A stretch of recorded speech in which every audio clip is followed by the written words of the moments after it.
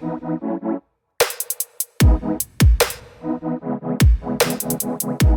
y'all, today I'm here with 5 tips to take your 4th of July potato salad to the next level. The first thing you want to think about is what kind of potato you're going to use. Now sometimes you choose the potato, sometimes the potato chooses you. I like to leave the skins on my potato, so I've chosen a red or maybe a Yukon Gold potato with a thin skin. That'll be easy to break up once I start to mash. If you have something like a russet, you're going to want to peel your potato before you boil it. That way you can remove it pretty easily. I'm going to cut these potatoes lengthwise, so I've got a lot more surface area. They'll cook through a little more quickly before I drop these into some cold water. What that'll do is allow the inside of the potato to heat gradually along with the outside, and they'll cook through more evenly. Tip number 2 is to season your potatoes generously. The more salt you can get in at the beginning, the deeper the potato flavor is going to be at the end.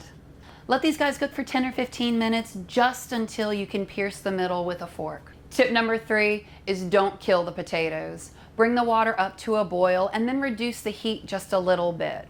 You want to maintain a boil. You don't want to force too much water into these potatoes.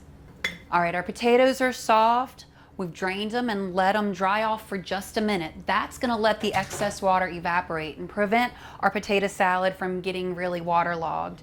The next thing you're going to want to do is actually taste it a little bit. What I'm tasting for is level of salt. Perfect, like French fry salty. That's exactly what I want. Tip number 4 is to season your potatoes with vinegar and pickle while they're still hot. Because right now the potatoes are like a sponge. They'll soak up whatever you add. So I'm going to add some plain yellow mustard. When it comes to potato salad, I don't really follow a recipe. I just add some, mix it up as I go, and see if I need a little more. I also have some plain dill relish that I'll go ahead and mix in. Smash the potatoes up just a little bit. That way I end up with actual potato salad instead of whipped potatoes. I think sometimes in the South we forget that potato salad is really a salad and it should have a little bit of texture.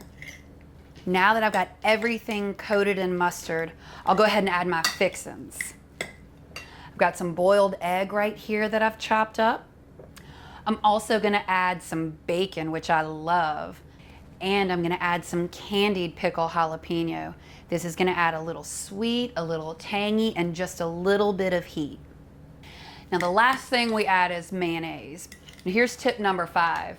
Mayonnaise is a dressing, it's not a main ingredient. So once you get to this point, add just enough mayonnaise to really bring everything together instead of drown out all that good flavor you've built up. If you are not a mayonnaise person, and I know some of you weirdos are out there, maybe think about adding some bacon fat or avocado oil instead. That's going to give your salad some creaminess without it being heavy on mayonnaise. And here you have it, my 5 steps for a perfect potato salad no matter what your recipe is. Don't forget to head to rootsandbold.com for these tips, plus how to prep your proteins for the 4th of July and how to roast your vegetables inside in case our Louisiana weather's a little this weekend. Thanks guys, happy eating.